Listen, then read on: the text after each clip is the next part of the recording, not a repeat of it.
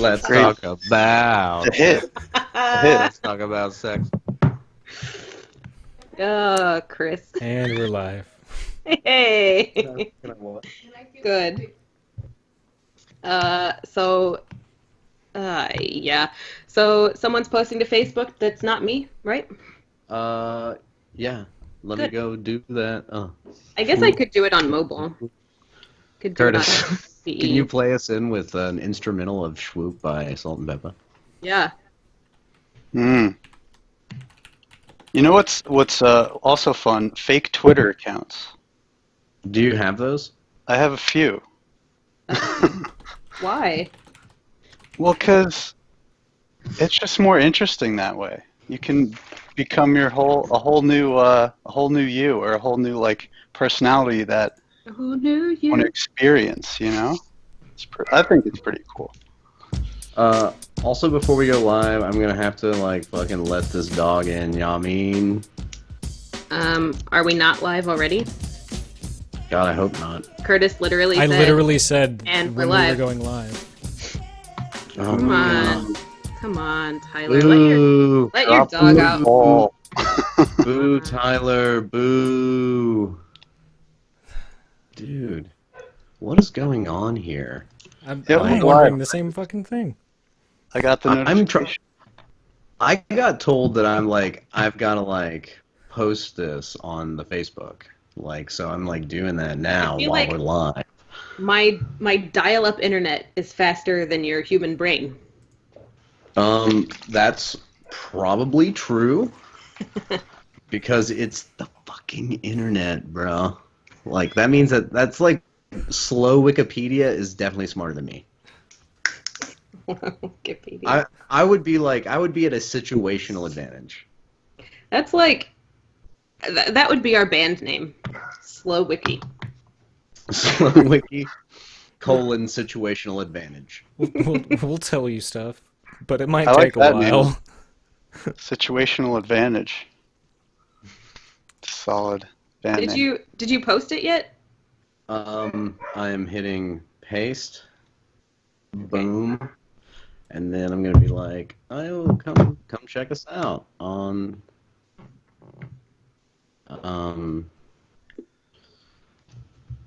What the fuck are you doing? check. Oh my god. Come check us out on Twitch. Talking Saki, you know we're live, right? about some Hashtag Shakespeare. I do weirder shit than this Okay. I was hoping you were so- going to escalate it when I asked that for question. bigger audiences, right? Yeah. So now I'm gonna go let the dog in because you can hear he's very sad right now. Poor buddy. Poor guy. So, hi, I'm Saki. Hey, my name's Mike. I'm new to the stream here. I'm an old friend of Tyler's. We go way back. Tell us some shit you don't want to tell, like, you don't want him to hear you telling us. Yeah.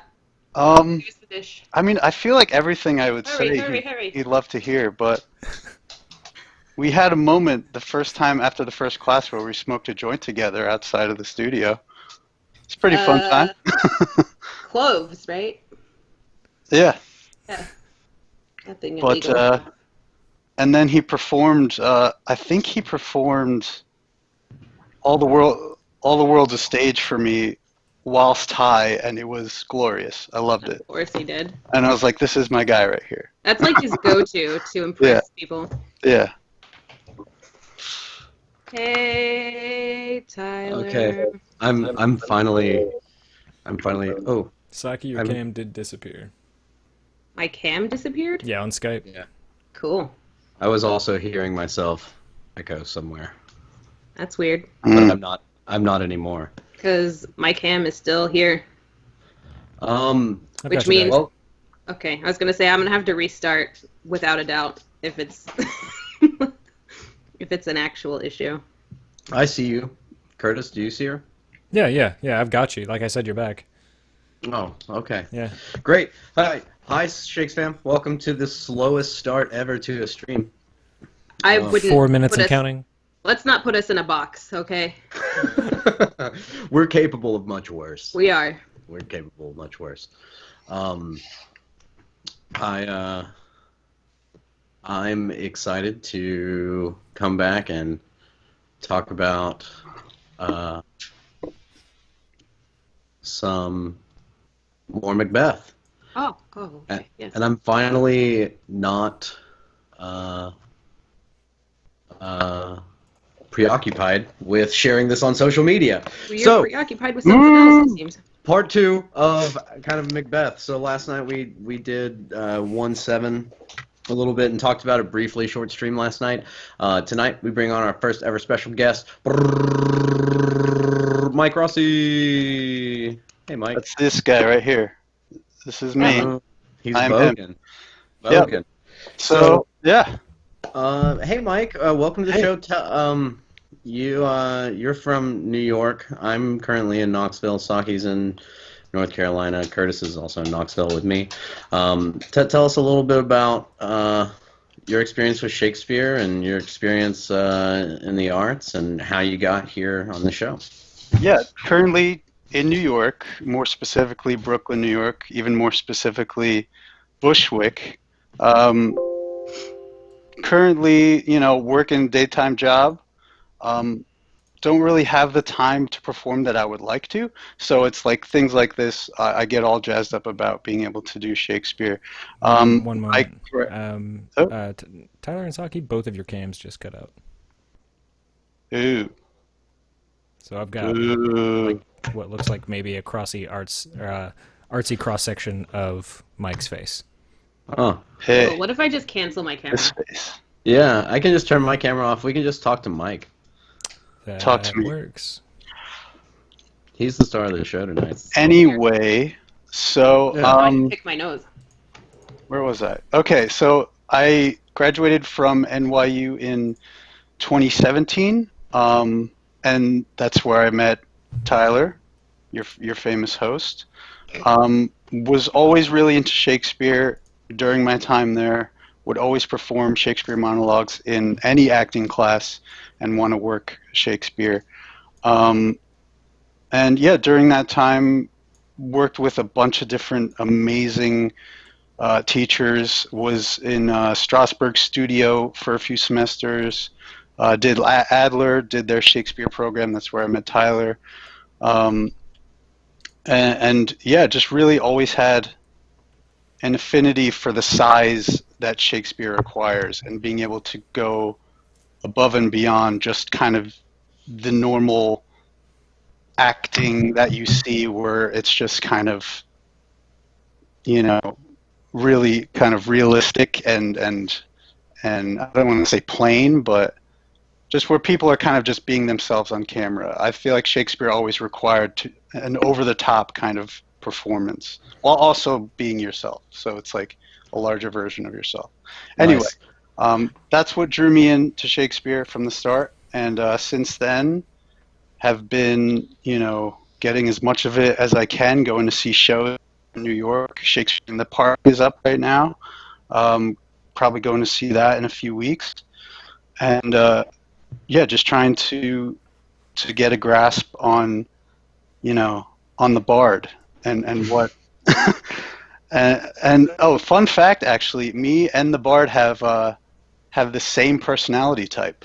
Me too. Like Myers-Briggs? Like, I think it's just like personalitytype.com. I took the test, and they're just like, oh, you are the same personality as this celebrity and Julia Roberts and William Shakespeare. And I'm like, no fucking way. Mine said the same thing. It's literally my cover picture on Facebook where the personality test told me that. That's awesome. I don't think I've taken that test. Do it. Find out what you are. Mike, so Strasberg and Adler, were you, am I making up the memory that you were like in the new playwright? Yeah, I also did Playwrights Horizons Theater School, which is kind of on the newer side of the NYU studios, of which there are like, I think 6 or 7 now, different ones. Mm-hmm. But yeah, I definitely tried to experience as much of their, program as I could. Yeah, very. Playwrights was great. It was just very kind of cutting edge theater, a very modern take on what theater is and how it's performed and where it's performed. Um, and for me, I enjoyed that aspect of like being able to, and you see Shakespeare in everywhere. You see it in the park. You can put Shakespeare up almost in any time and in any setting. So that training at playwrights, Max mixed with Shakespeare, kind of gave me a really kind of just exploratory feel of how to perform Shakespeare. Not Nice. necessarily the classical, is this a dagger, kind of way that you hear from those old guys. But You yeah, you know, and everybody's welcome to comment on this one if they feel. But on the Shakespeare subreddit recently, I've noticed there's like some real divisiveness about how people feel about Olivier. mm, A lot of people are like he's like wooden and like rigid and presentational and like not at all fun to watch. And I'm like, I don't know. I mean, that's kind of where I'm at. yeah, it's a I would mixed bag. I would much rather hear someone perform in their own voice. Hmm. Yeah. Uh, huh. So Yeah, what do you? So, today we're going to look at Macbeth 2-1. And so, Mike, this is a speech. Before the show, you were saying it's been, what, 2 years now since yeah, you last kind of performed this in front of, or workshopped it. yeah. Since I really worked it, yeah, definitely since then. I've always wanted to perform Macbeth. I definitely think that's something I'll do in the future, hopefully sooner rather than later. But it's just finding that right opportunity to be able to perform the entire thing. So, Yeah. where do you think, and Saki too, everybody, where do you think where is this in his arc, right? So, Saki, will you draw the on the notes? Will you draw the diagram, Uh, the sure. story arc? Yeah. I had not planned for any kind of writing, but let me pull up my stuff.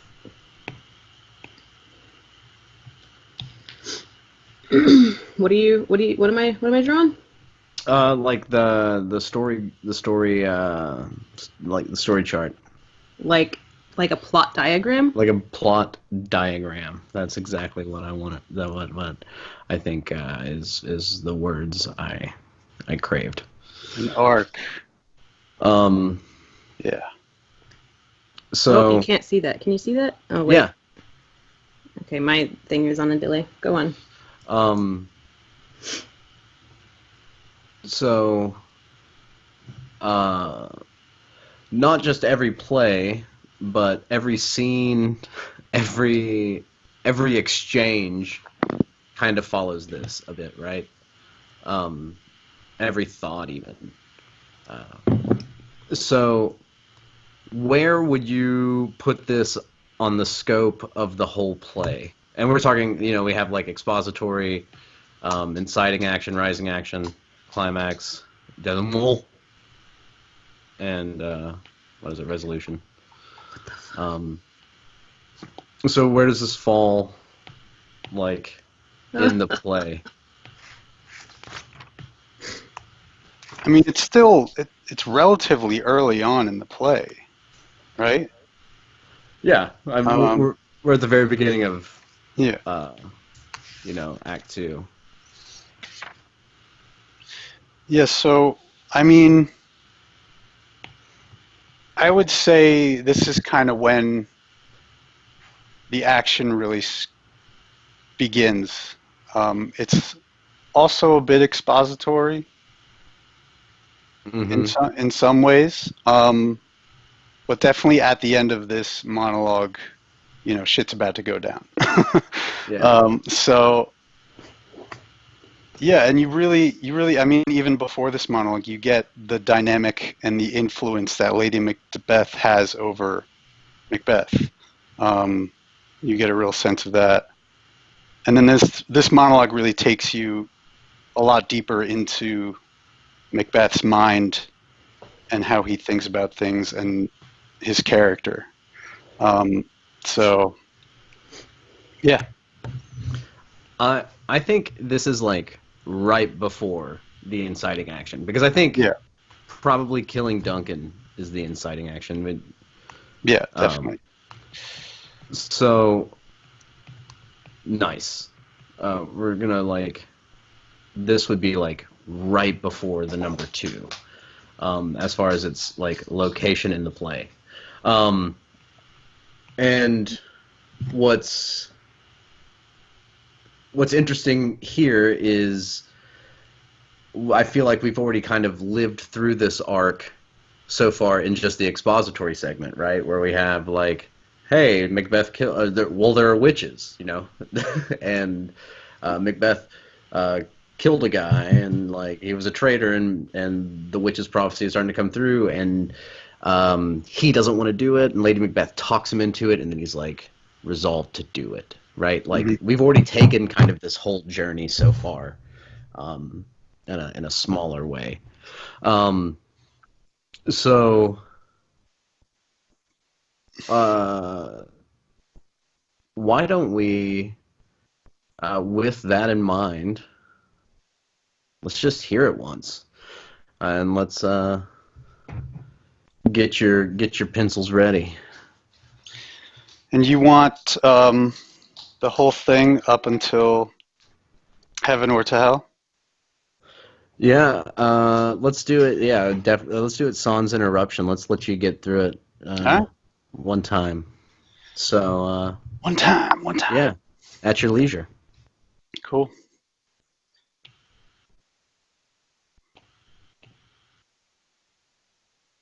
Is this a dagger which I see before me? The handle toward my hand. Come, let me clutch thee. I have thee not. And yet I see thee still. Art thou not fatal vision, sensible to feeling as to sight? Or art thou but a dagger of the mind? A false creation proceeding from the heat oppressed brain.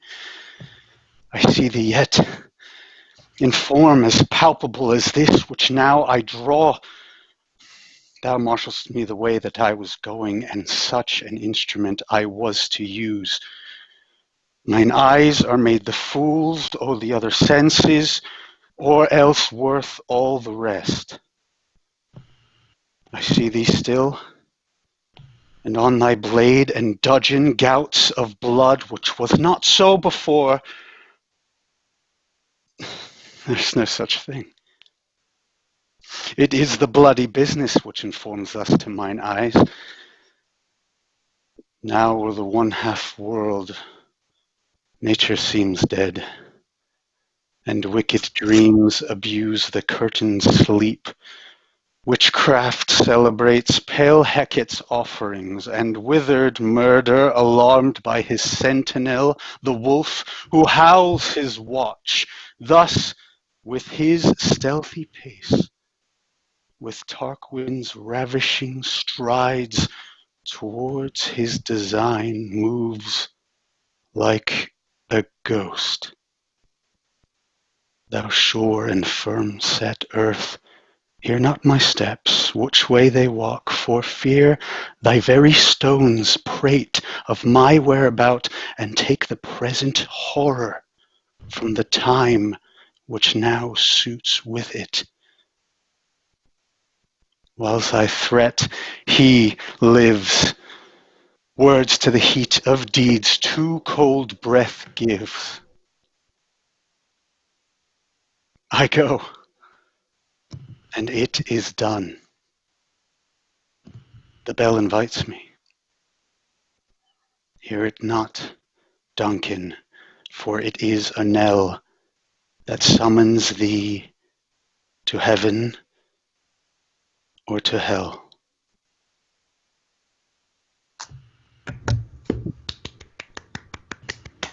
Yeah, Well done, well done, well good done. stuff. Good Well stuff. done. Yeah, and I had things I like and questions I want to ask. Thank you, Airscapes, for following us. Yeah. Oh, new follow. Thank you so much. So Saki, I want to let you start. Um, I felt like that was charged, man. I liked that. I liked your interpretation of it. Um, a couple things really stood out to me when I got to just listen to it. Like I wasn't really thinking about like critique or how I would direct it or anything. I was just listening to you do it, and I love your voice. Oh, beautiful. Thank you. Um, Appreciate that. a couple things stood out to me. Specifically, the first thing that stood out to me was in line 43, and such an instrument I was to use. And the word that stood out to me most was the word was. I feel like because I've never really thought about this piece before, and I would love to look further into it to find out. It seems like it's a lot of what he thought was going to happen versus it was kind of like expectation versus reality versus a whole lot of what the fuck. And like the word was there, such an instrument I was to use, because that falls on the stress. So to me, that line is very much like it could have been, it should have been one way, it might not be.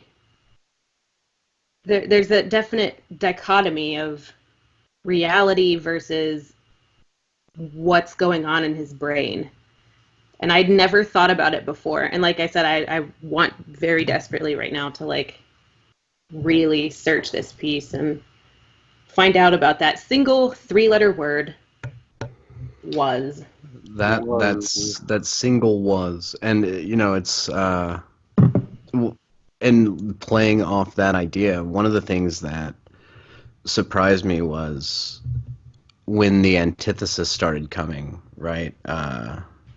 And the wicked dreams abusing curtain sleep. That kind of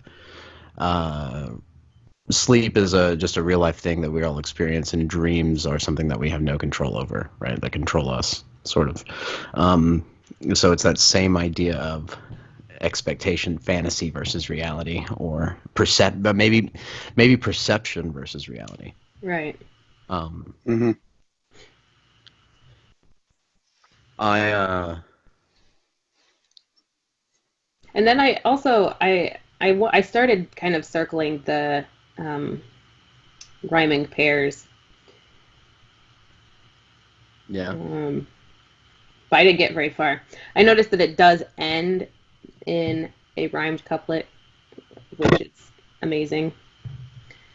But it's got that like false ending. Words to the heat, or which now suits with it. Whiles I the threat he lives.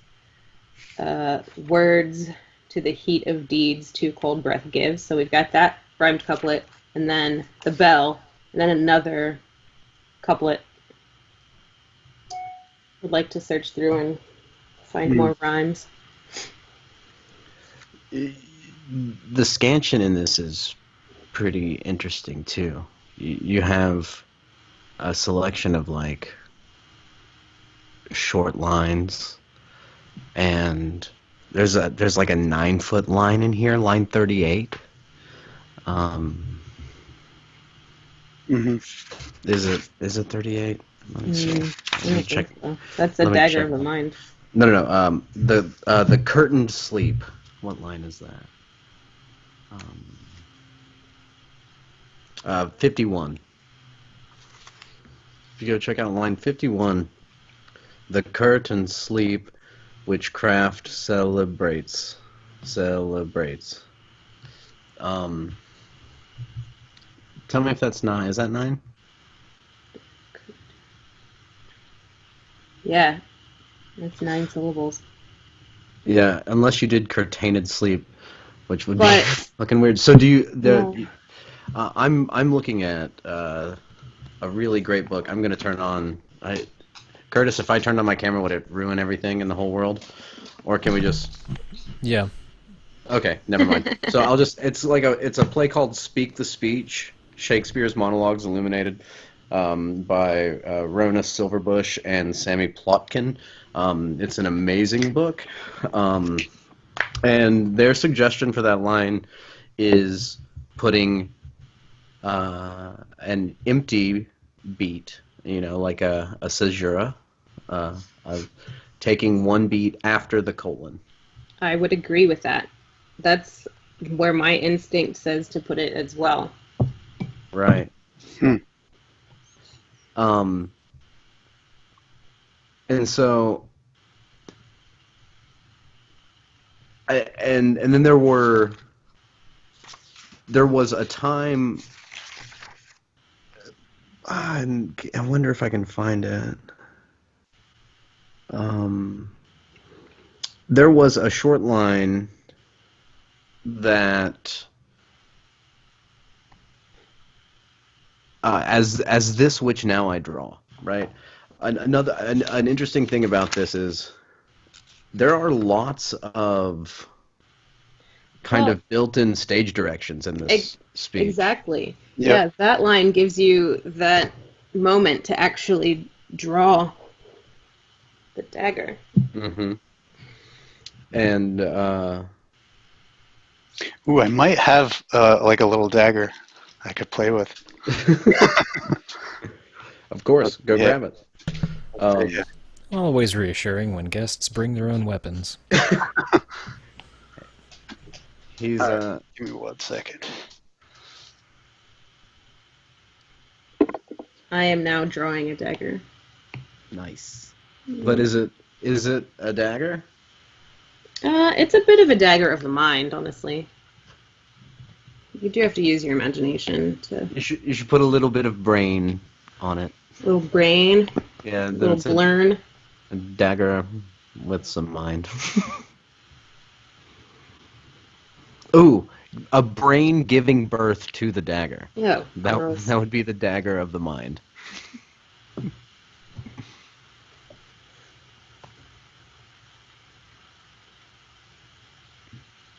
Uh-oh. Boom. Do you have it? Oh, here we go. Nice. Yeah. Coming at you. Don't hurt yourself. So it's one of those like makeshift Joker blades. I was like, oh, I love the Dark Knight, so I'm gonna buy one of these and just like have it.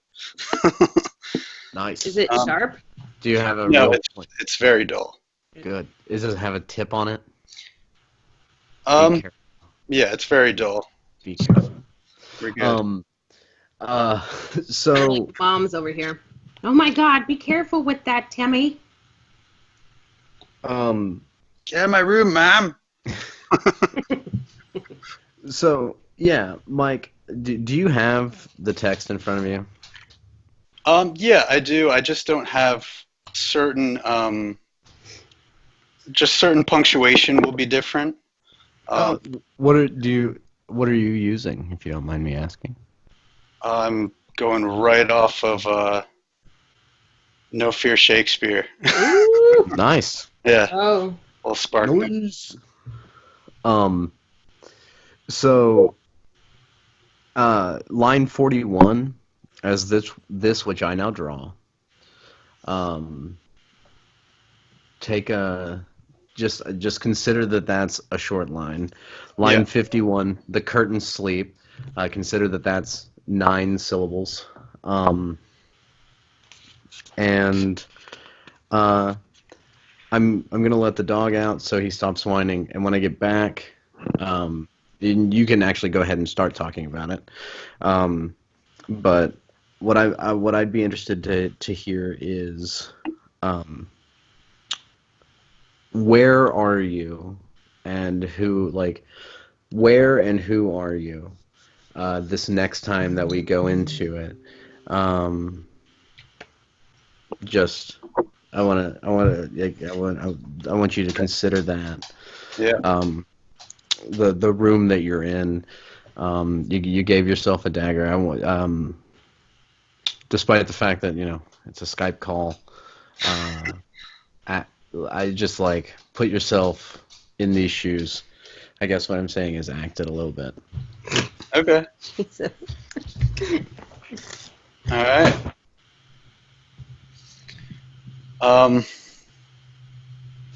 I'm here. I'm now.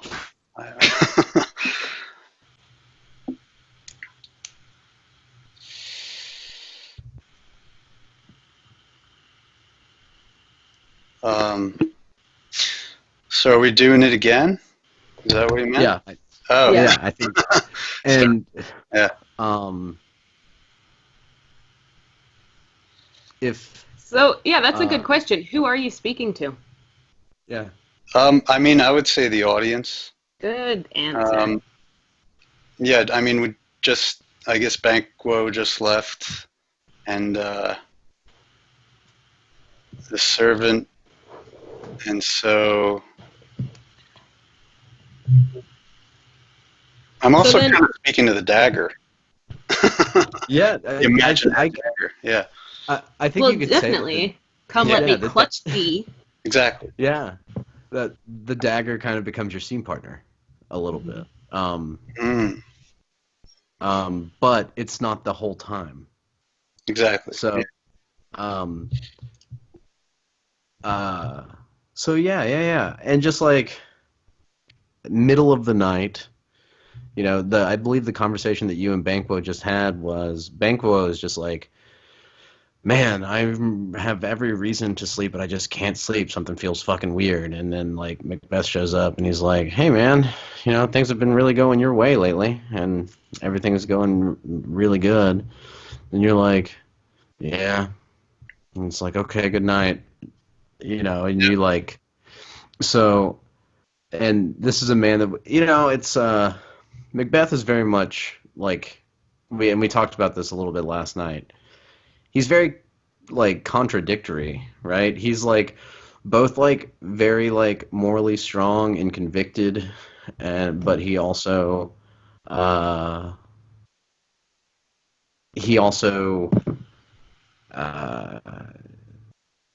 is, like, has, like, strong morals that he shows and he struggles with throughout Yeah. this.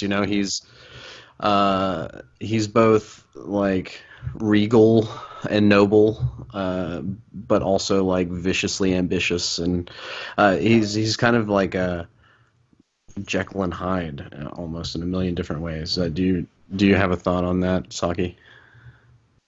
Um, yes, kind of tangentially related to it. Um, Next time you go through it, think about like, does he already know the conclusion that he's going to come to by the end? Yeah. Is he explaining how he's coming to this conclusion, or is he working through this with the audience, trying to come to a conclusion, and then by the end of it is when he discovers that he's going to make the choice he's going to make? Gotcha. So, like, think of the audience. Um, it's a conversation with the audience. Imagine kind of what they might be saying in response to you, and how might that affect your choices and your decision by the end. Got it. Imaginary audience. I know that's the best. Yeah. I can do. Nice. All right.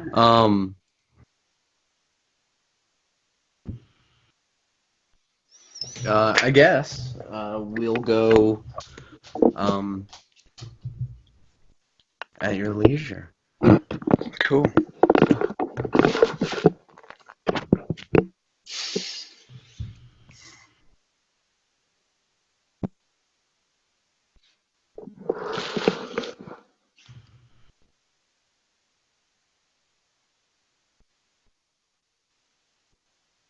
Is this a dagger which I see before me?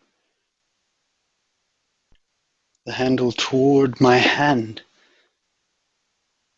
Come, let me clutch thee. I have thee not, and yet I see thee still. Art thou not fatal vision, sensible to feeling as to sight? Or art thou but a dagger of the mind, a false creation proceeding from the heat-oppressed brain?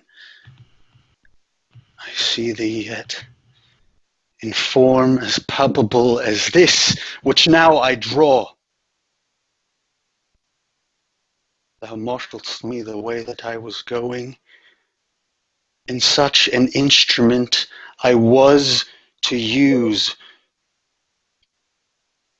Mine eyes are made the fools, or the other senses, or else worth all the rest.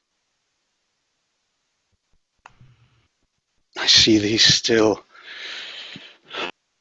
and on thy blade indulge in gouts of blood, which was not so before. There's no such thing. It is the bloody business which informs us to mine eyes.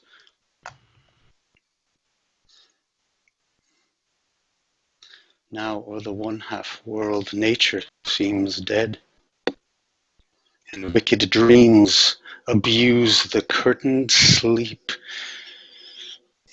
Witchcraft celebrates pale Hecate's offerings, and withered murder, alarmed by his sentinel, the wolf, who howls his watch, thus, with his stealthy pace, with Tarquin's ravishing strides towards his design moves like a ghost. Thou sure and firm-set earth, hear not my steps, which way they walk, for fear thy very stones prate of my whereabout, and take the present horror from the time which now suits with it. Whilst I threat, he lives. Words to the heat of deeds too cold breath gives. Ding, ding, ding. I go, and it is done. The bell invites me. Hear it not, Duncan, for it is a knell that summons thee to heaven or to hell.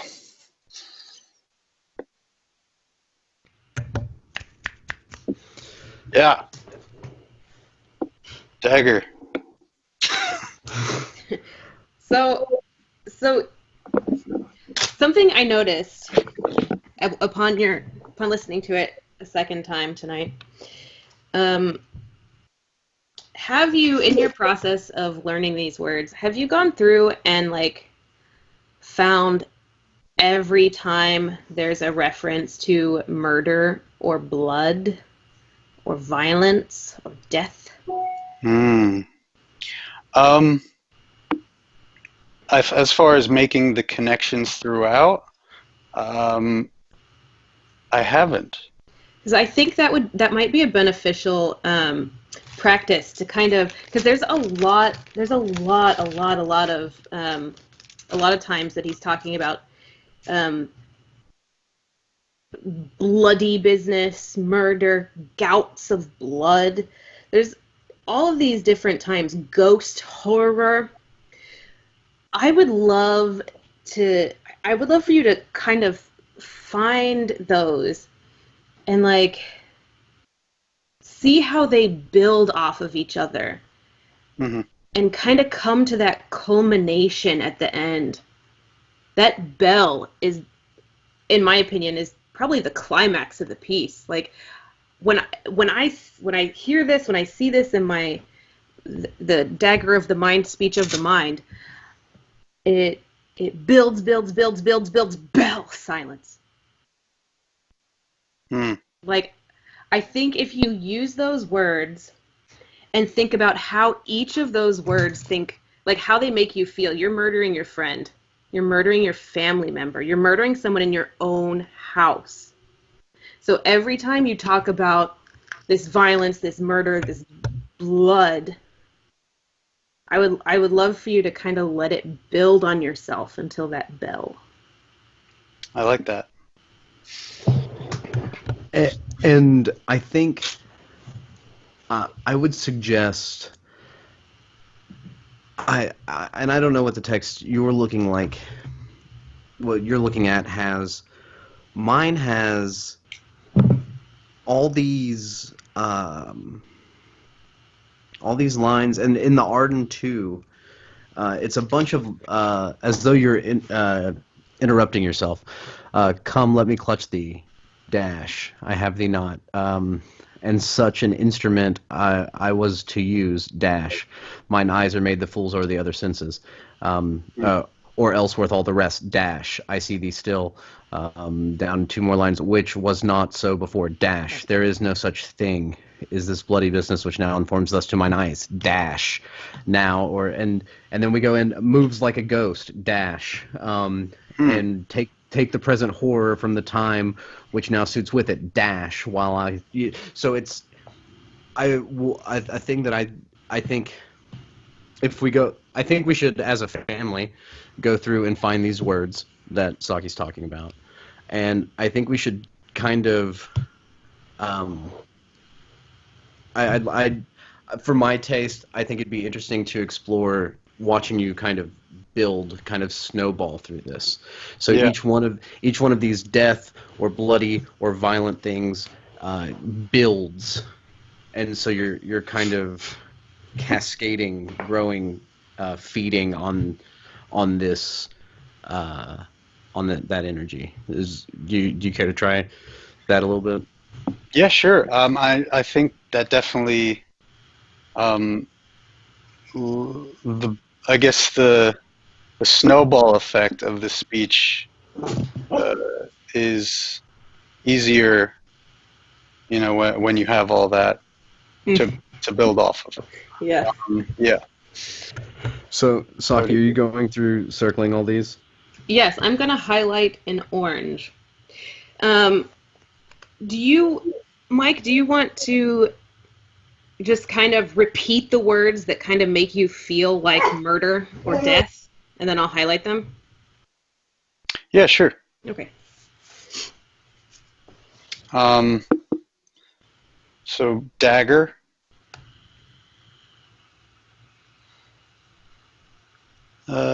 Fatal. Let's go dagger again.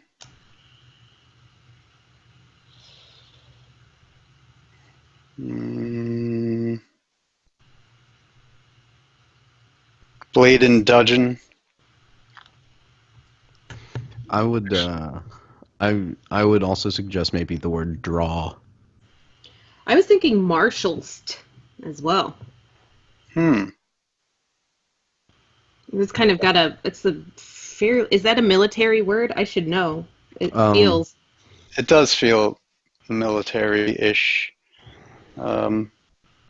Marshals. Yeah, it's like commanding. Follow, leading. Yeah. Yeah. Got that. Blade and dudgeon. More importantly, dudgeon is definitely just sounds like a gruesome word. Gouts of blood. And bloody business. Dead, wicked, abuse, witchcraft, murder.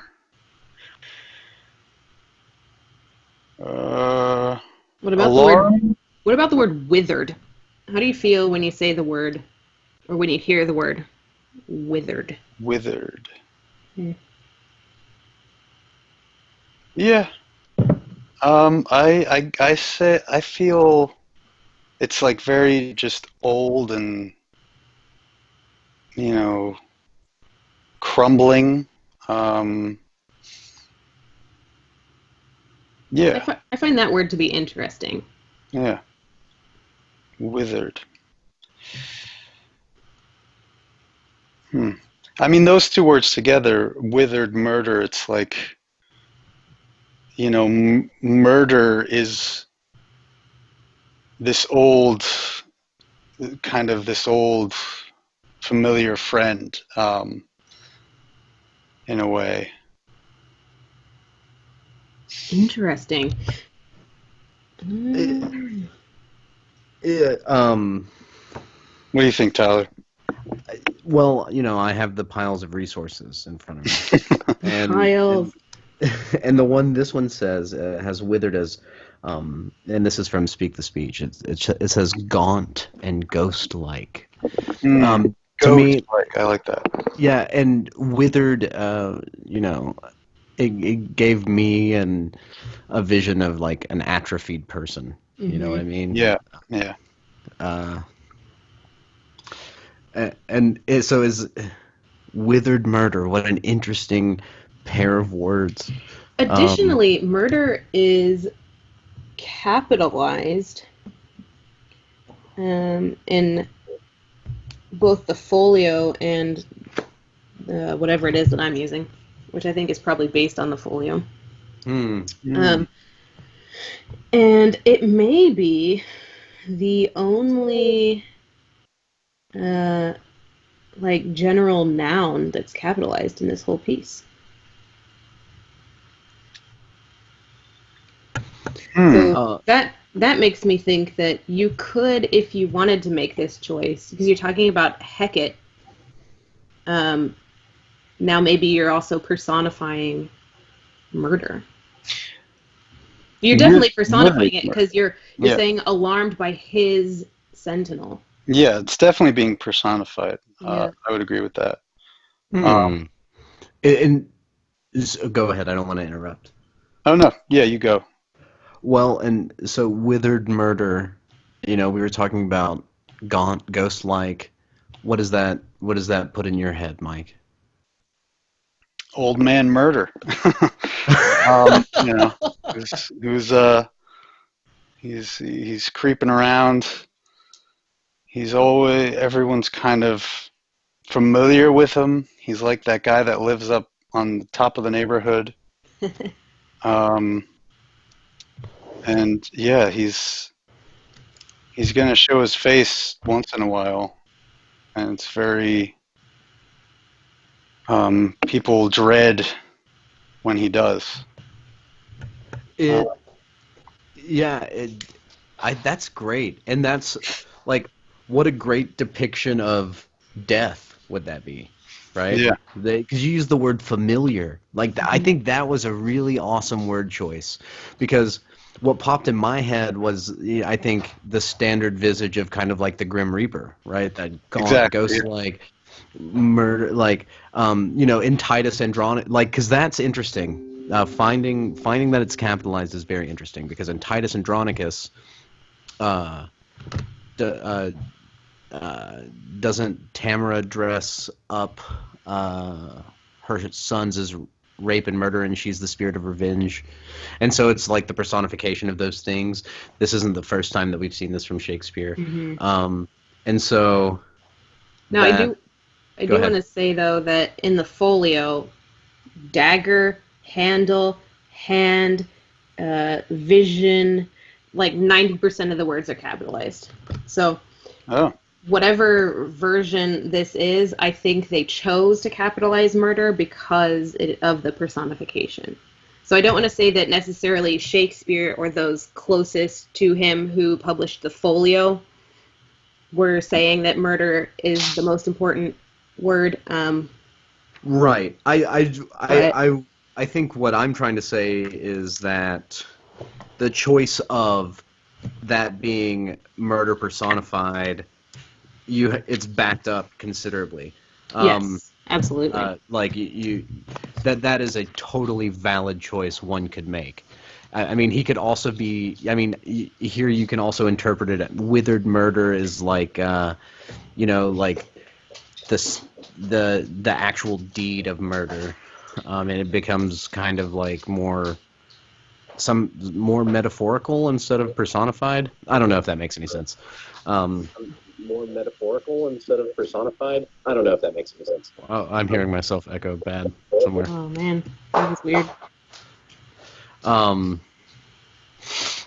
And so okay, so here we are. Let's go through and let's find the rest of these words. Yeah, we're about halfway through. Let's do it. Great. So, withered murder, alarmed, I would say, possibly, and then howls, ravishing. Do you know who Tarquin is? Tarquin was a guy who raped, was it his sister? Or Curtis, can you verify? Curtis is our Latin and classics expert. What was the specific question? Who's Tarquin? Who's Tarquin? Oh, Tarquin is the specific one they're referring to is the son of Tarquinius Priscus, the 7th king of Rome. Whenever Tarquin's son, also named Tarquin, raped Lucretia, and this happened in 510 BCE. Collatinus and Brutus became the first consuls to establish the Republic of Rome after kicking out the king and his entire family. Was Lucretia his sister or cousin? It was Collatinus's wife. Collatinus was the first consul of Rome and was basically he was a general in Tarquin's army because like all the men were away fighting a battle, and instead of fighting in the battle like a man, he goes home and rapes somebody's wife. That's Tarquin. So that's what the ravishing there is. Yikes! Yeah, Definite. But to specific, not just any sort of ravishing. This kind of like cowardly betrayal, right? But like also towards his design. Like this is a man on a mission to do some terrible shit. Yeah. Oh yeah.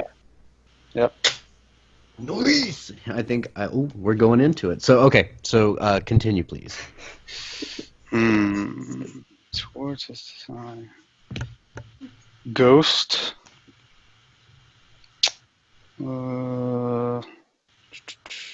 Horror. Jump it down a bit. Threat.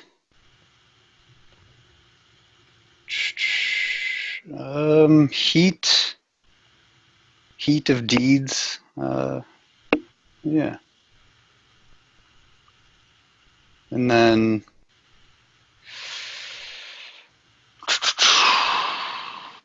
I guess Nell, maybe. I think if in the same vein that you considered Alarum, I think that Nell works.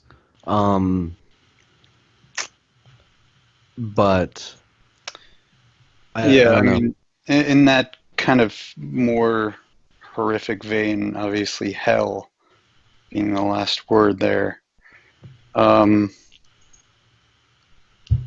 Yeah. I would like to hear your thoughts on line 62. I go and it is done. The bell invites me. What is it to you? What is this pronoun referring to? Uh-oh. I go and it is done. Once he takes that action, once he actually goes to do the deed, in his mind, it's going to happen. It's done. What is it? Killing Duncan.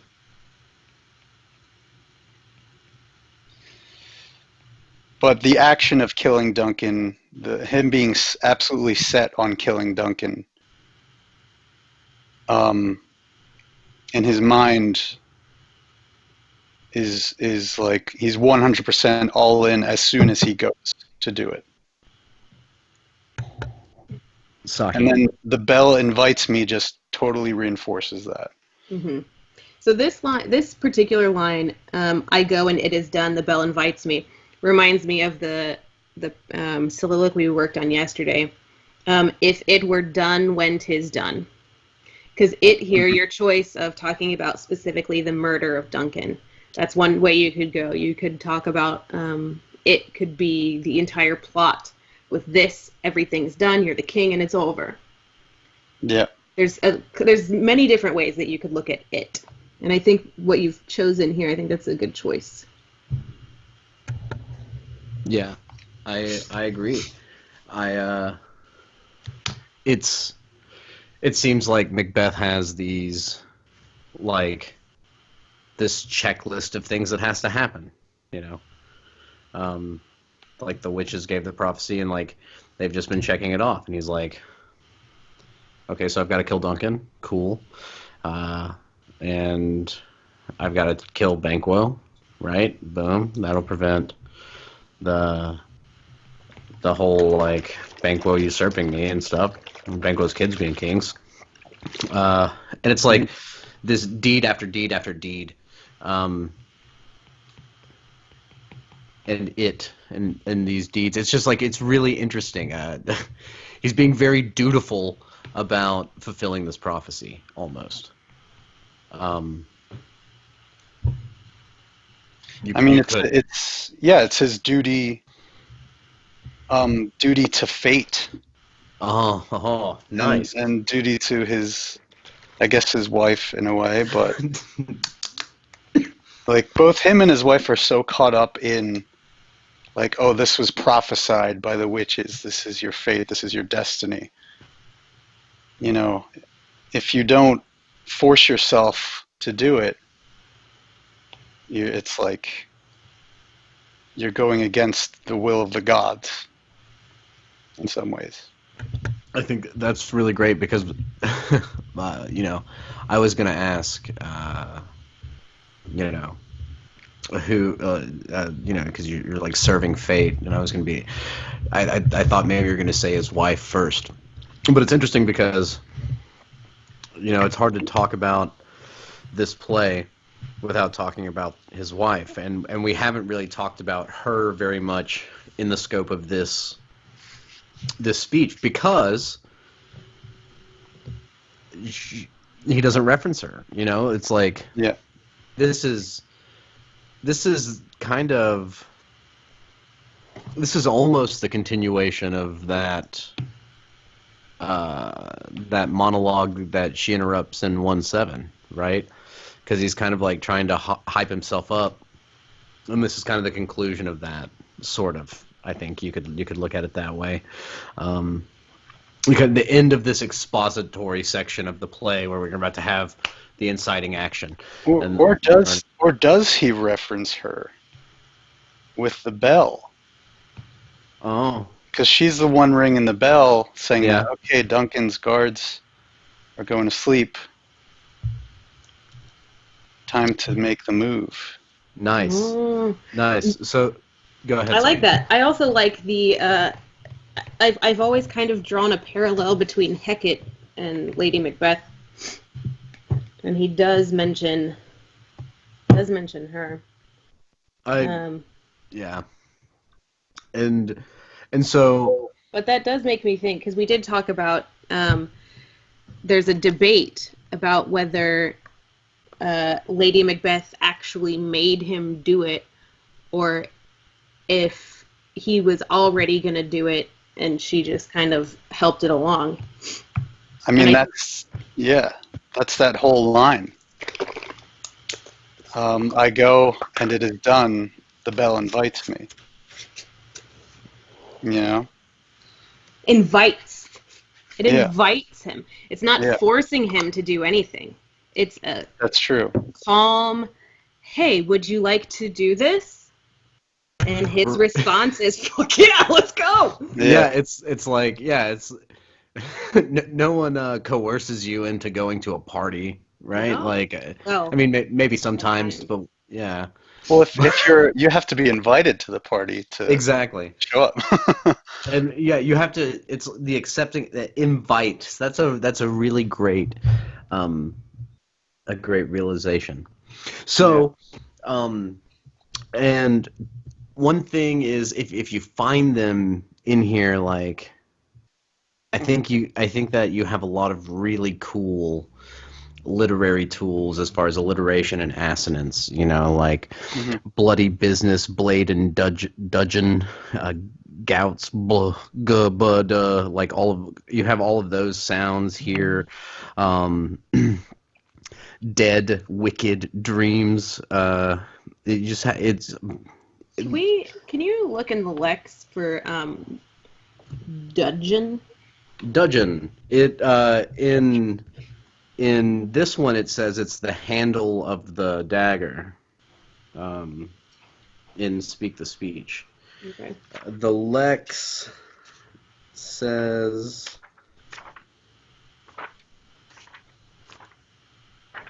Oh my gosh. The Lex says, handle of a dagger, and its only appearance is in this line in this play. All right. Um, uh, uh, um, there's a lot of W's in here, man. Just like, there's a lot of them. Mm. Like, Hmm. wicked, witchcraft, withered, wolf, watch, with, towards, right? Uh, which way they walk. Like, so you have like uh, this alliteration and assonance, right? Wa, the, wa, and then you have ich, a, ok, like in between those. So it's like and present whereabouts, more which words, whiles.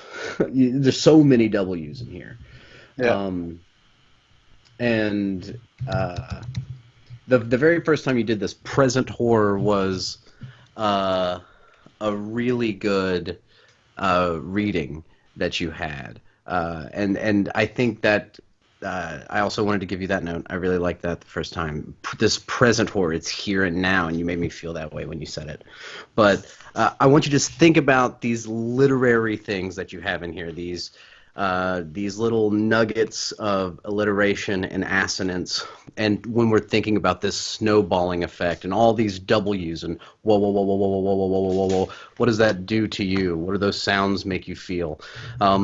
So I'm ready to. I'm ready to go ahead, Saki. Before we get going on round 2 or 3 or whatever, I did a etymonline.com search of the word dudgeon, and by 1570, it was known as feeling of offense, resentment, or sullen anger. The handle of a dagger was an older term, possibly. So I don't know, just something to think about. I like that. Mm. Yeah, cool. So let's go through this again. And on the other side of this speech, we'll probably talk a little bit, and then it's about time for our scheduled break. So I know I'm out of wine. we'll take 5. Curtis, I'll send you some music we're legally allowed to play. Thank you. In the break. I could just put it on no copyright sounds, but that works too. Cool. Awesome. Anything else, Saki? Or are we ready to hear this one again? Let's do it. Alrighty. At your leisure, Mr. Rossi.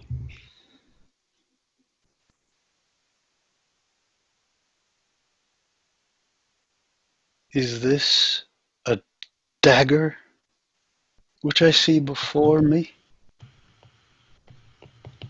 The handle toward my hand. Come, let me clutch thee. I have thee not, and yet I see thee still. Art thou not, fatal vision, sensible to feeling as to sight? Or art thou but a dagger of the mind? a false creation proceeding from the heat-oppressed brain. I see thee still, in form as palpable as this which now I draw. Thou marshalledst me the way that I was going, and such an instrument I was to use. Mine eyes are made the fools or the other senses, or else worth all the rest. I see thee still, and on thy blade and dudgeon gouts of blood, which was not so before. There's no such thing. It is the bloody business which informs thus to mine eyes. Now, o'er the one-half world, nature seems dead, and wicked dreams abuse the curtained sleep. Witchcraft celebrates pale Hecate's offerings, and withered murder, alarmed by his sentinel, the wolf, who howls his watch, thus with his stealthy pace, with Tarquin's ravishing strides towards his design, moves like a ghost.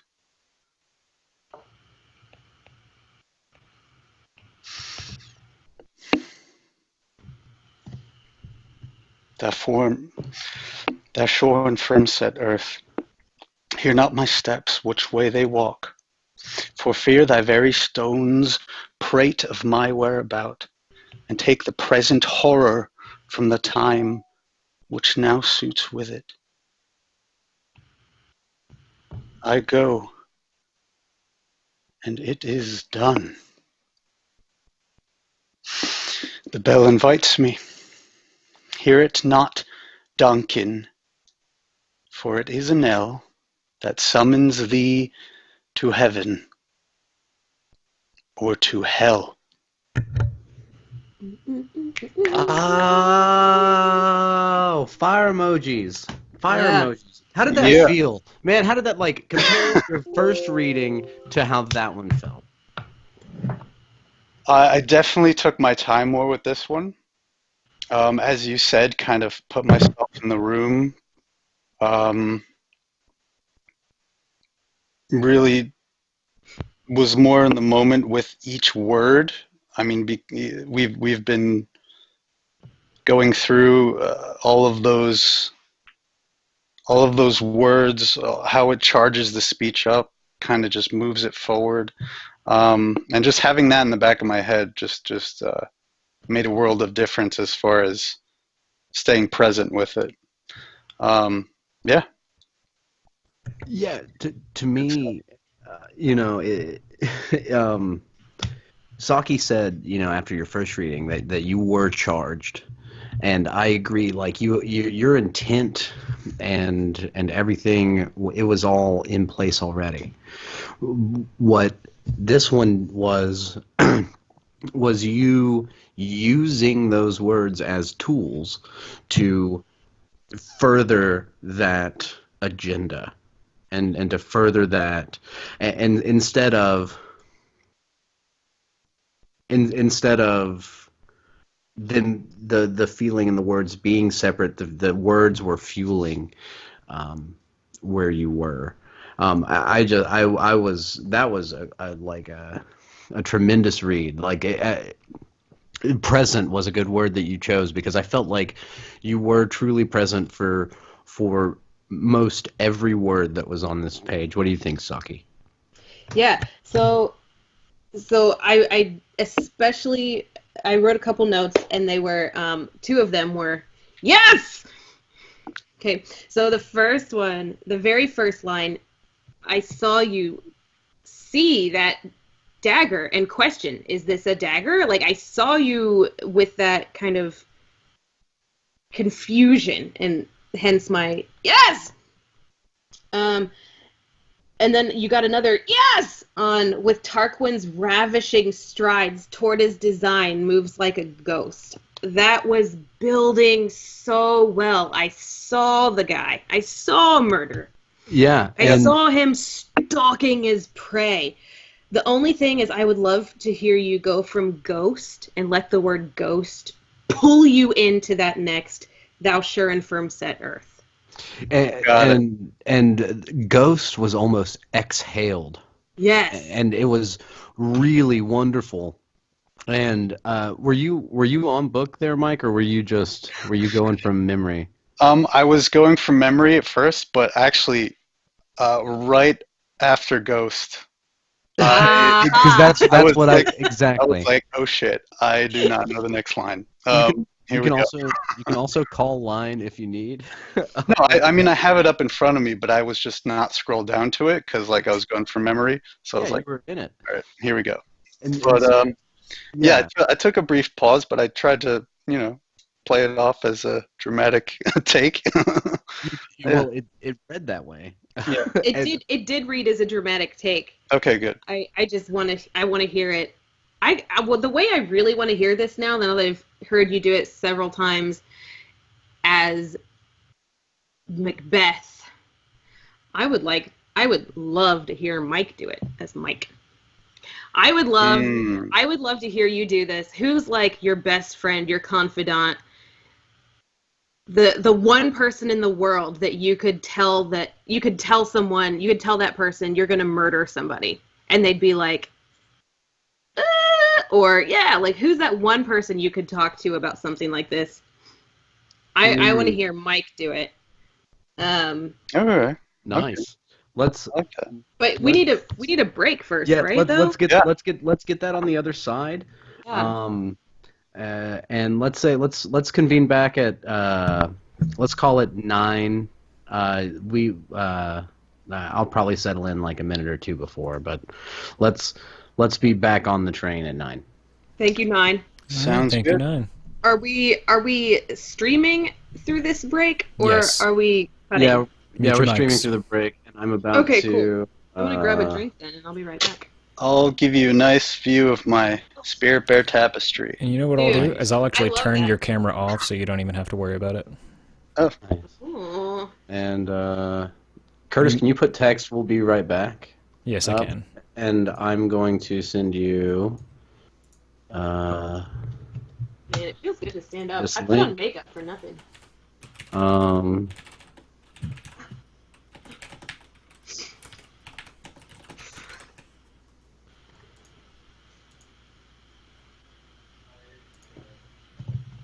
AFK. AFK. Here it is, Curtis, and it's the album, The Big House, and just hit play. Come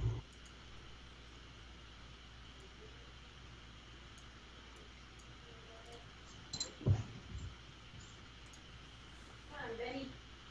Let's go potty. Come on, puppy. Come on, Miles. Hey, go.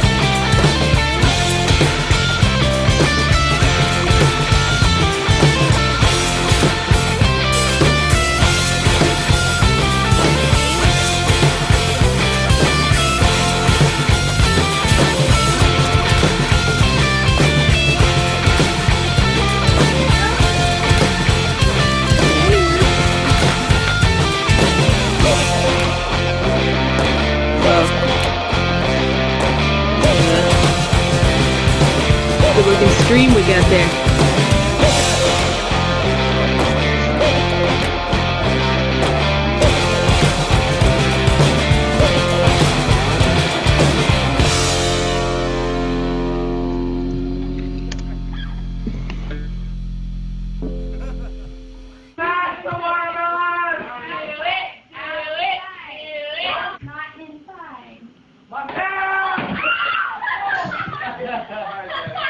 Lay down, my bell.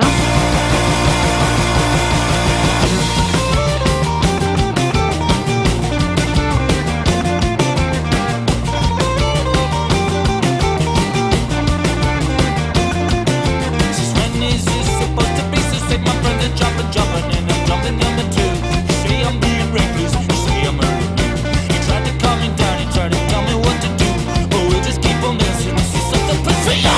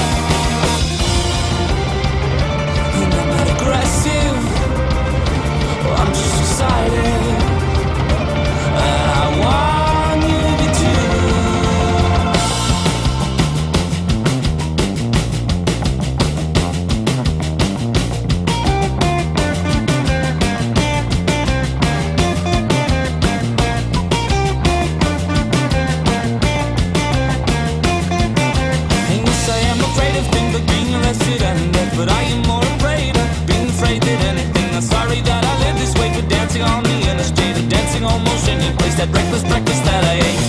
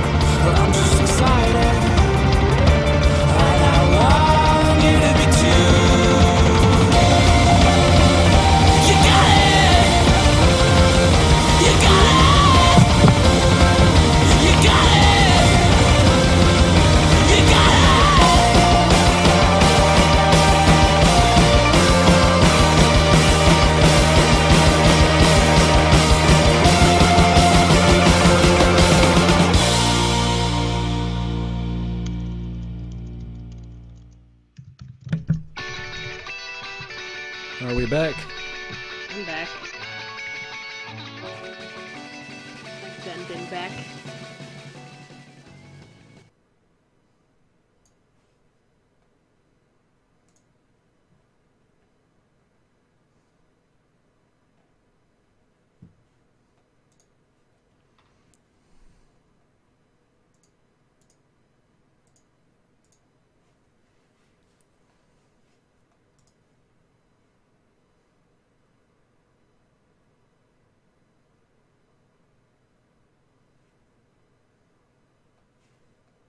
Did. Hmm. The time is now 9:01. So there it is. But there's no Tyler yet, I think. Waiting on Simple Orange. While we're waiting, I'll just go ahead and recap what we did. So we've read this thing probably. Do you know how many times you've read it? I've been through it 3 times. Okay. Yep. So we've read this 3 times. The first time, would you say that was almost a cold read, or did you brush up a little bit before? That was pretty much a cold read. Yeah. Okay, so we've gone from, but you've studied it before. You know the words. It's probably been a minute since Yeah. you've done it. Oh yeah. Yeah. So we went from kind of rusty to we're about to do the fourth iteration of it. How do you feel like it's coming back to you as far as just like the words? Not even like the sense of the words, but just the words themselves. I mean, there's a lot in this monologue, but yeah, I mean, the words themselves, and also like the pictures that the words present, Mm-hmm. and just the different ways you can tweak those words to be able to create a clearer picture or just a different picture. Is something that I remember playing around with a lot when I used to work it. What, if you don't mind me interrupting really quick, what's one of the words? What's like your favorite word in this piece to tweak and play with in that way to try to make people or yourself feel something different? I would say, I think Tyler pointed it out, horror, Mm-hmm. like that line, present horror. You can go with like a very literal kind of guttural like horror, or just kind of tweak it in different ways for Yeah. to give a different picture, I guess, to the listener.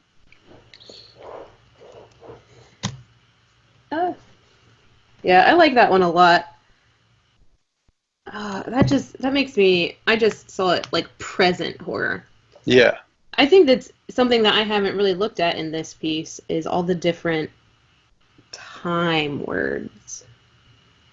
I would like to look at those at some point. Because what do we got? We got present horror. We've got and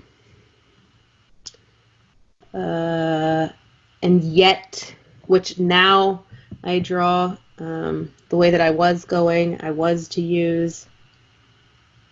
I see these still. It's a lot of time in here. Mm-hmm. Now or the one half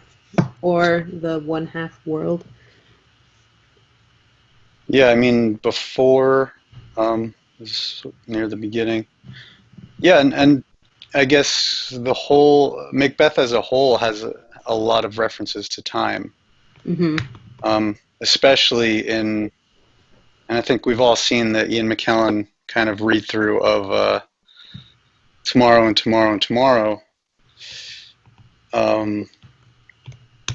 So I think that there's still a little bit of that in here, but the most prominent parts of this is definitely the just the dreadful vocabulary that he uses. Yeah. So, and something that I noticed also with your last read through, thou marshallest me the way that I was going, and such an instrument I was to use. To me, I would. That's a line that I would play with if I was doing this. I don't know what I would do with it, but I feel like there's those two lines. There's a lot you could do with it. Like my note was literally, it says like I'm gonna do it. Chill out, bro. Like you could play it. You could play it that way. Like yeah. Why is there a dagger in front of me right now? I said I was gonna do this. I'm gonna do it. Or maybe it's ushering in kind of a change in his thoughts. There's different ways I think you could play those two lines. Yeah, kind of like, you don't have to be an asshole about it. I was doing it, okay? Don't be a fucking nag. Well, now I'm not going to do it. Just to piss you off. Oh, hey, Tyler. Hey, I've been here for like 3 minutes, but you guys were talking, so. Oh, announce yourself. No, I didn't want to because I already I felt bad for being late, and I felt, but I also like felt bad about coming back. Like, no IRL, but I've got a best friend that needs a best friend right now. That just yeah, and so but I've got Caleb hanging out with him, so we're all good. But continue. Yeah, so we were just talking about some of the different things that you can take and use differently. Some of Yeah, the I guess different choices yeah. in the delivery. Yeah. So, are we going to get the Mike Rossi reading next? Or are we going to get the as Mike, not Macbeth? Yes, I just want to hear this because the way you've been doing it is it's very much like what I think most people think of when they think of Shakespeare, and it's that kind of heightened realism. And it's, I mean, you're well trained, right? Yeah, but I think it might kind of help inform your choices even further if you get rid of the heightened Hmm. and just go for realism and kind of see what happens. See which words hit you different. Yeah, I like that. And yeah, I mean the whole heightened aspect of it is me just kind of resting on my laurels with the performance. But yeah, I mean I'm down. I'm down to do a little Mike Rossi action in this Yeah. piece. Yeah, so just don't perform it. Just Yeah. Yeah, and live it. don't. And my one suggestion before doing this is like, don't also like overcompensate and go the other way and do that like whisper acting from like Joss Whedon's Much Ado. You Come know, on. it's you That often was brilliant. okay. We can be friends still, like, and have different opinions about that film. Um, that's. But at the same time, you're talking to me. I'm like, I don't see the problem with Olivier, guys. Like, Yeah, we have two opposite Shakespeare styles. no, I don't think You're that's you're true. pretty presentational, and I'm That's pretty just because much. I'm not. That's because I'm not a good actor. It's. Oh. Wait. Have you heard? Okay, aside, but have you heard of that that theory? The more you know about something, the worse you are at it. Yes, Uh, it's two names. Yeah, Right? it's Drugger or Duggar or Yeah, Haynes Duggar or something. something like that. Anyway, let's find out what that is later.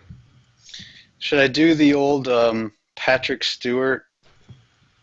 I just watched his performance of it, and when he says howls, he actually does like a howls. You should do the Mike Rossi. What would You he just do? you just be I know. Jersey Mike, Jersey fan of the New York Jets. Oh yeah, Jersey Mike.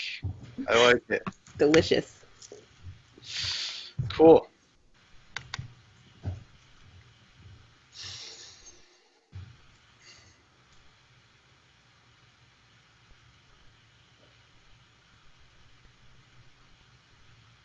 Is this a dagger which I see before me? The handle toward my hand? Come, let me clutch thee. I have thee not, and yet I see thee still. Art thou not fatal vision sensible to feeling as to sight? Or art thou but a dagger of the mind, a false creation, proceeding from the heat oppressed brain? I see thee yet, in form as palpable as this, which now I draw.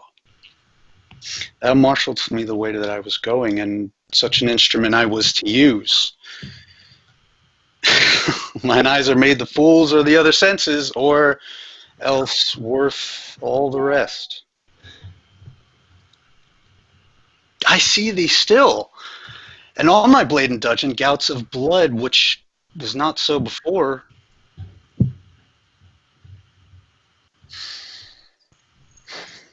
There's no such thing. Mine eyes are made the fools, It is the bloody business which informs us to mine eyes.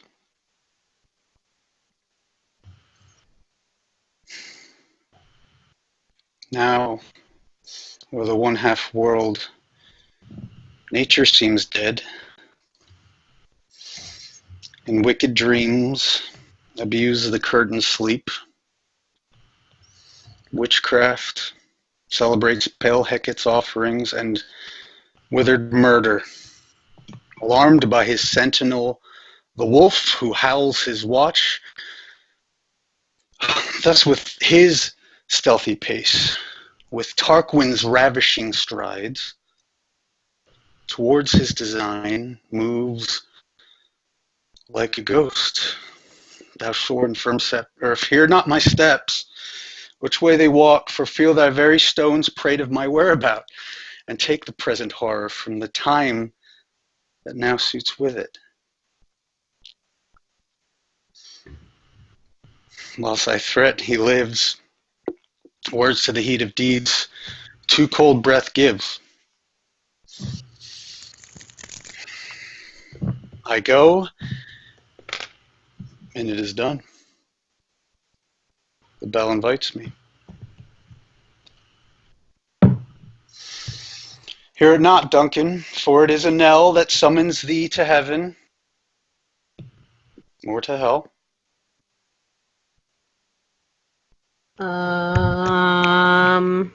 Hot damn. There was Okay. there was a real pace and rhythm to it. It was it had a musical quality, and I think that I found interesting, and it's like the verse can't help but do that to it, right? Because of Yeah. the way that it's written. Saki. That was probably like one of the top 2 readings of this because I saw your audience. I knew who you were talking to. When you were talking to the dagger, I knew you were talking to the dagger. When you were talking to me, I knew you were talking to me. When you said nature seems dead and wicked dreams abuse the curtained sleep, I felt conflicted for you.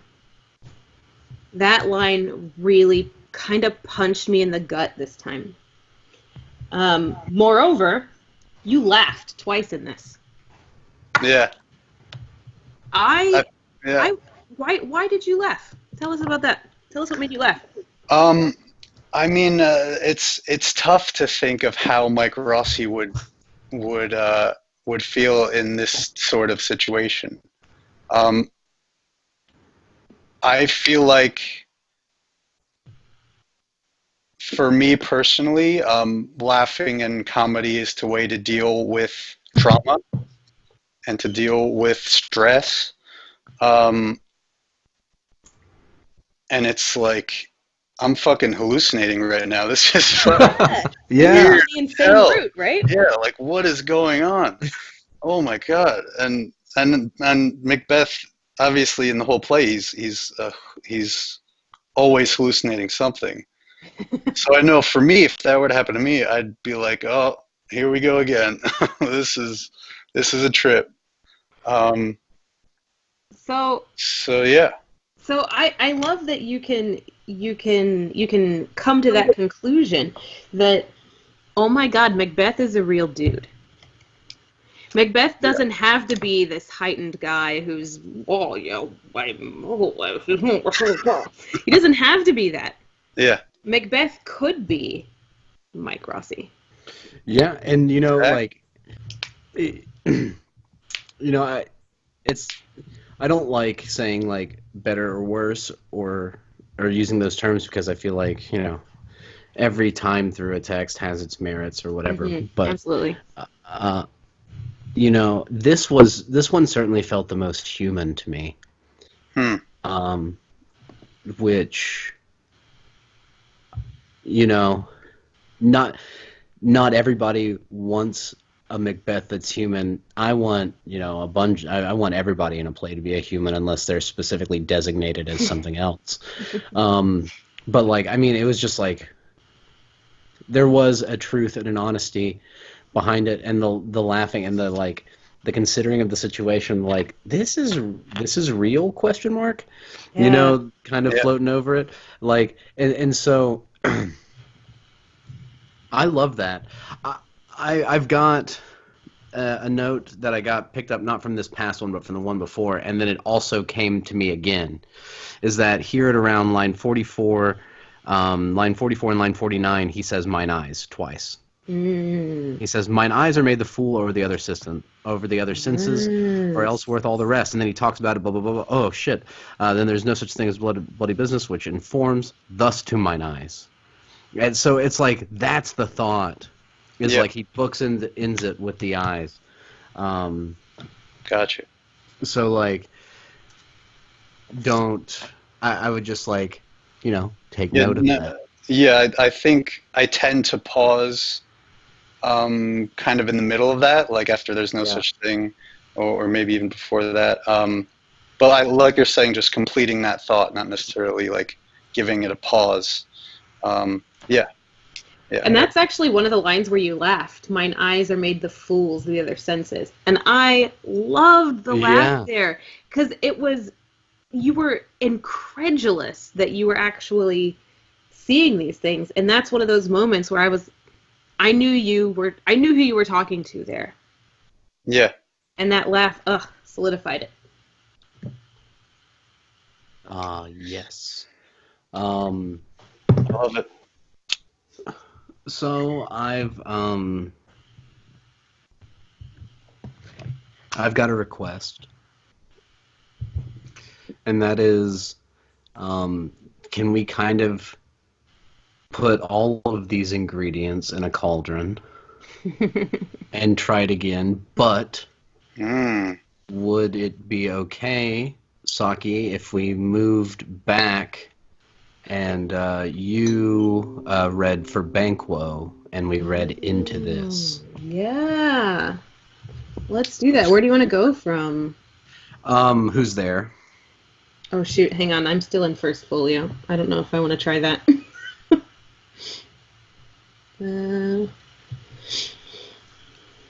How goes the night, boy? Do you know what line it is? I think it's like 9, 10. Got it. 10. Yeah.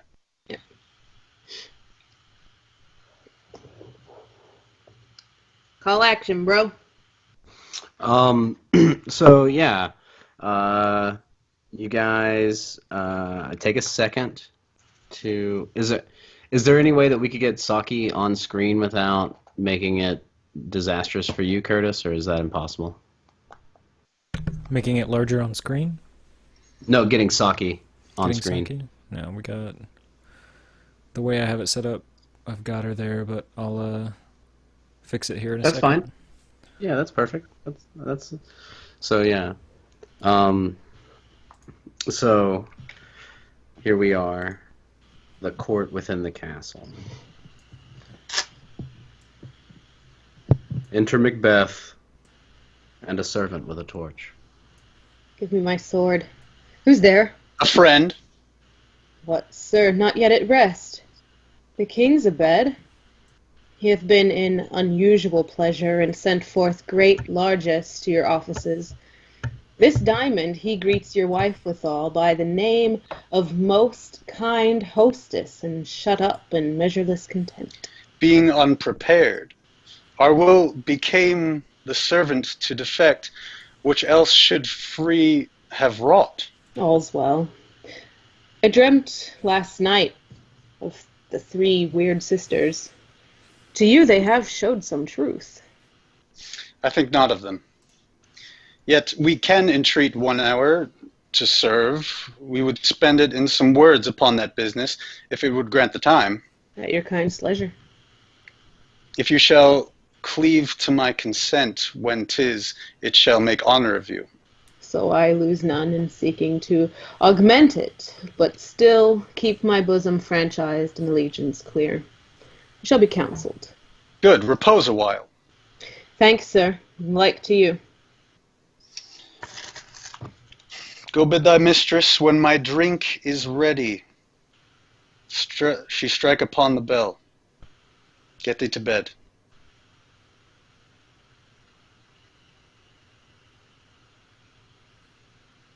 Is this a dagger which I see before me? The handle toward my hand? Come, let me clutch thee. I have thee not, and yet I see thee still. Art thou not, fateful vision, sensible to feeling as to sight? Or art thou but a dagger of the mind, a false creation, proceeding from the heat-oppressed brain? I see thee yet, in form as palpable as this which now I draw. Thou marshalledst me the way that I was going, and such an instrument I was to use. Mine eyes are made the fools, or the other senses, or else worth all the rest. I see thee yet, and on thy blade indulge in gouts of blood, which was not so before. There's no such thing. It is the bloody business which informs thus to mine eyes. Now, o'er the one-half world, nature seems dead, and wicked dreams abuse the curtained sleep. Witchcraft celebrates pale Hecate's offerings, and withered murder, alarmed by his sentinel the wolf, who howls his watch, thus with his stealthy pace, with Tarquin's ravishing strides, towards his design moves like a ghost. Thou shorn from set earth, hear not my steps, which way they walk, for fear thy very stones prate of my whereabout, and take the present horror from the time that now suits with it. Whilst thy threat he lives, words to the heat of deeds too cold breath gives. Ding, ding, ding. I go, and it is done. The bell invites me. Hear it not, Duncan, for it is a knell that summons thee to heaven or to hell. Ooh, ow, ow, ow, ow! Man, there was some fire. There was some fire going on in there. And one thing I wanted to note about when you read it as Mike and not Macbeth. Oh, when you read it as Mike Beth. Mike Beth! Oh, I love that. That's my new Twitter name right there. That's my fake Twitter. That's your next fake Twitter.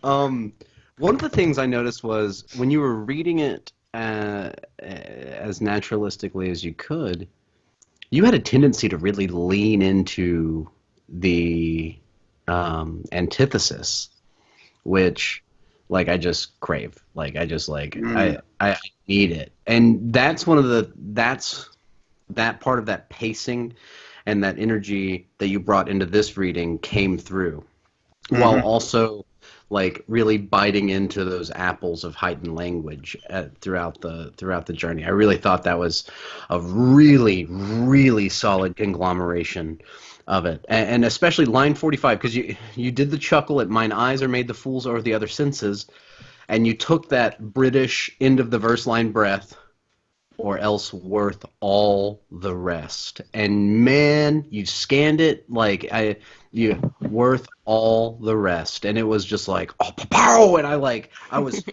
up, I was fist pumping, I was karate kicking, I was like so pumped because it was.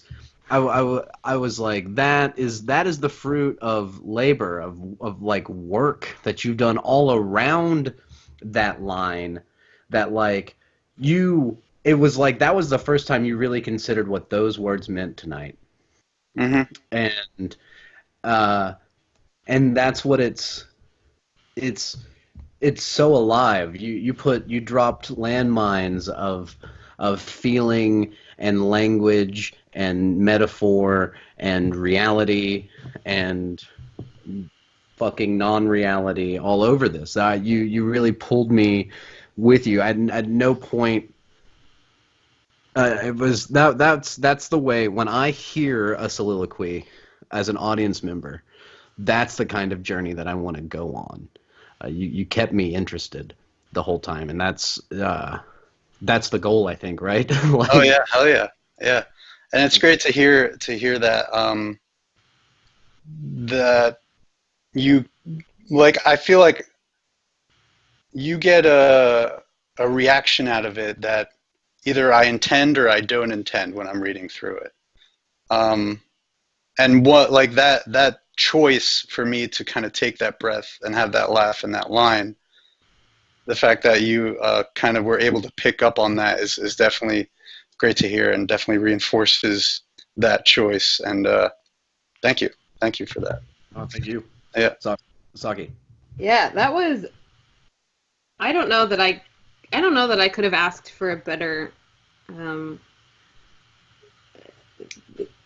combination of all the notes than that. Honestly, there were times when I saw this conflicted human, and then there were times when I saw this. Um, what's the word? Where you think you deserve things? Entitlement. Entitled king to be. There were times when I saw, throughout this whole piece, I just saw a multi-dimensional character. And when I listen to Shakespeare, that's what I want. I don't want to see the archetypes. I like to see when characters are so human and so, like, you can see where he wants to be something other than his humanity. I feel like that's quintessentially Shakespeare, though, isn't it? Like, Yeah. it's the Well, humanity of a piece. he wants to prove to himself that he can be the king. Yeah. You know? And I guess along those lines, kind of that thought process, like he wants to put himself into that role, and get rid of his humanity and be above everyone else. So yeah, I can see where that's coming from. I mean, just like the way he talks about Tarquin and Hecate and Mr. Murder. He kind Yeah. of is like got him on a pedestal. Like, I could be those things. And Yeah. yeah, Exactly. I just Yeah. I just remembered a detail about the Tarquin story that I've left out earlier. tell us the tale. So after the battle and everyone comes back, the way that the people actually find out that this is what Tarquin did is Lucretia tells them herself. And she says, I can't live with this, having happened, and she kills herself after that. So that was actually Ooh. the rest of that story. Little piece of foreshadowing, perhaps. Mm. Yeah, and it's you're talking about convincing yourself that you could be king, kind of here, and it's like convincing your wife too. Like, do you think that she like actually believes in Macbeth? Like, as Saki and Mike, when you read the play, do you think she has faith in him to get it done? Or that, because here shortly when he goes, I just can't fucking do it, and she goes, give it Yeah. here, I'll fucking do it. Um, Well, Wait. I mean, Saki, you can go if you like. I was just going to say, from the beginning, as soon as she gets the letter from him that says, these witches met me in the woods, she says that he's too full of the milk of human kindness to catch the nearest way. The nearest way is killing the king. She, I don't think, has any faith in his ability to go on a murder spree. Yeah, and well, what she does have faith in is the fate of Duncan and the fate of like Macbeth being king. Like it's written in the stone, it's meant to be. So she's like all in on that. How it happens, it's up to chance, but she knows and is 100% believes it's going to happen one way or another.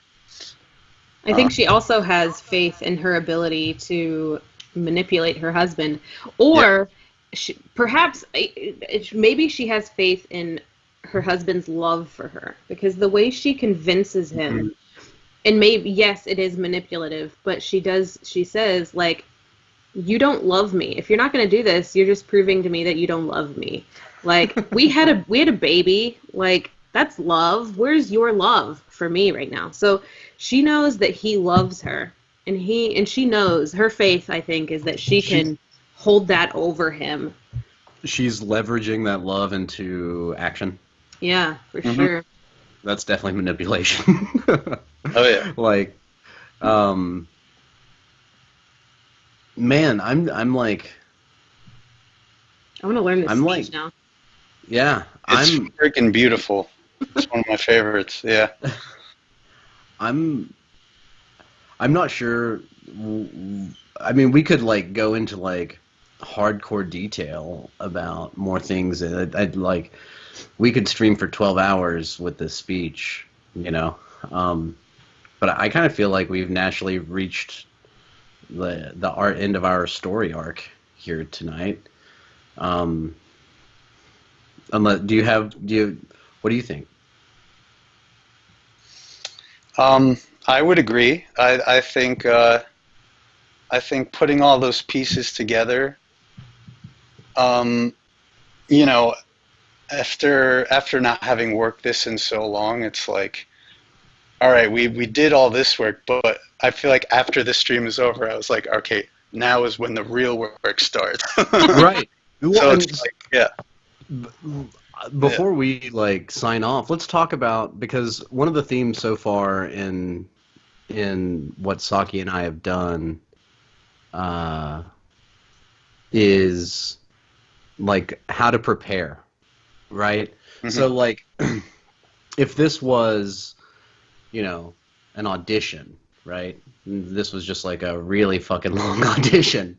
And then we called you, Thursday, and we said, hey, Mike, we want you to play Macbeth in our production, and we're gonna run.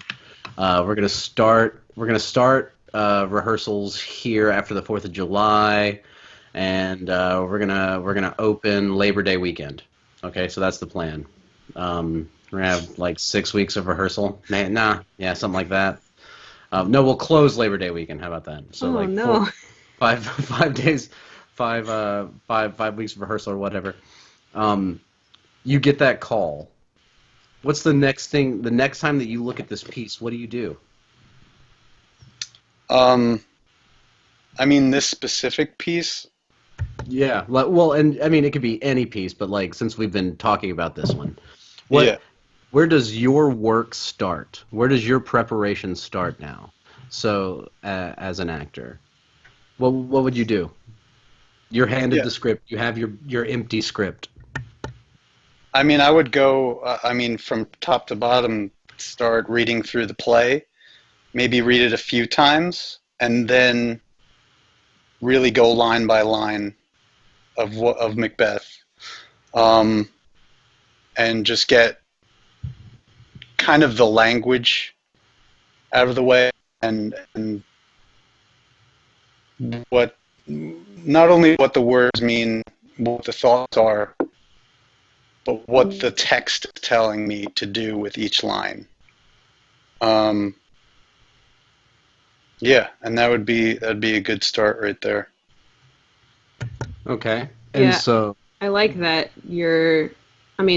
yes, it's one thing to know what each of the words are, but I like that you bring up knowing actually why you're saying the words. Well, and I thought Mike and I, like he said earlier, we did the Stella Adler Shakespeare program together, and in Krista's voice class, near the end of the of the program, she had us do this exercise where we faced the wall and we held our hands up, and we had to say each word, the text, into our right hand, and then we had to explain that word into our left hand. Do you remember that, Mike? I do. Oh my gosh, my dog. I found that to be a really, hey bud, a really challenging exercise. Because you're down to the, and you're like, it's fucking the, like, it is the article that means to be, like, that's of course what it is. But when you get down to that specificity, you can't help but be honest in your performance, whether you're naturalistic or heightened, or doing a radio play, or reading on a stream. You know, like, it's when you get to that level of specificity,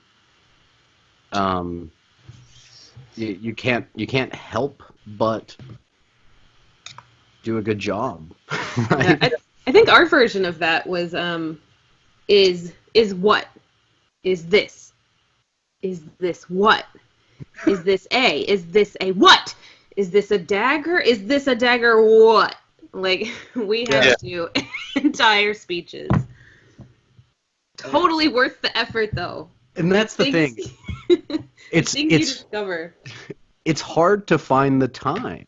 Yeah. To put that effort in, but when you get the opportunity to have a gig, and someone says, "Hey, I want you to come and say Shakespeare in front of people," and those people will probably pay to come and watch you do Shakespeare. You may or may not get paid, but like, I don't know, like, I love those opportunities, and so like, and I know that I don't always do the work like this on the level that I need to, because you could literally live in a script forever. I couldn't imagine getting cast in a role as like Hamlet. You know what I mean? Like, I'm still looking at Jake's. Yeah. I'm still figuring him out. Mercutio, I'll never be done learning Mercutio. Yeah, and it's, my favorite teacher ever that I had in the theater realm was Andrew Wade. And he has an interview on YouTube, and they ask him what his favorite Shakespeare play is, and he's like, "Man, your favorite Shakespeare play needs to be the one you're working on right now." Yes. But Definitely. that's how I always feel. When I get a real life text, not something that's like streamlined into near oblivion, but like a real life Shakespeare text with real life weight and real life verse, I like Streamlined into oblivion. I don't know. I don't even know what I was gonna say. Yeah, I mean, and going like word by word, really kind of, once you put it all together, like just become insanely passionate about each word. And then when you put it all together, it's like, holy shit, this is freaking awesome. Shakespeare's a genius. It's an intimate. You get an intimate relationship with the language, right? Like, I think having worked with, all three of you guys that are currently on this, like, cast right now, I feel like I've been in moments with each of us where we have like found language and attached to it and related to it in a really intimate way, and that's the part about becoming honest, is being intimate, because what's more honest than intimacy, like, so, wow, great show tonight, guys. It was especially good because no one had to look at me all night. Aww. Yeah, I haven't seen your lovely face Aww. in 2 hours. Oh, darn. Yeah, that's so sad. Wait, am I the nice one? Right? Like, what's happening? Yeah, if you're nice, I have to be mean. If I'm mean, you have to be nice. Or double mean, and we just, treat Tyler like he deserves it. Oh no. just lock away the beautiful princess up in the tallest tower so no one can ever see her. I get it, Curtis. You're right. You are the beautiful princess in this analogy. You. Awesome. Mike is, we're not announcing anything too officially yet, but I would expect to see Mike on shows in the near future with us. We're kind of we're going to try to hammer out a format for a full month, and we'll tell you guys about that on the next stream, which will be next Monday at around same bat time, same bat channel. Right around 7:30ish. 7:30, Yeah, 7:45. probably. Start time somewhere between 7 and 8 Eastern Standard Time. I would love, again, to thank everybody who watched. The new follows, that was amazing. Yeah, thank you. A big time thanks to Mike. Thank you so much for coming on the show, Mike. Hey, You did an awesome job. thank you guys for giving me this opportunity here to shake off the rust, and start doing some deep dives into Billy Shakes. I absolutely love it, and thank you so much for having me on. Yeah. Well, of course, we hope to have you back really soon. Heck yeah. Thanks, Curtis, for running a seamless production again. Yeah, Correct. Curtis. Thank you. And thanks, Saki, for actually contributing good stuff. Thanks, You're Tyler. welcome. Appreciate Thank that. me The for- stuff I contribute isn't Tyler. good. I get it. I understand. Oh, yeah, that was kind of rude, Tyler. What did I say? What did I do?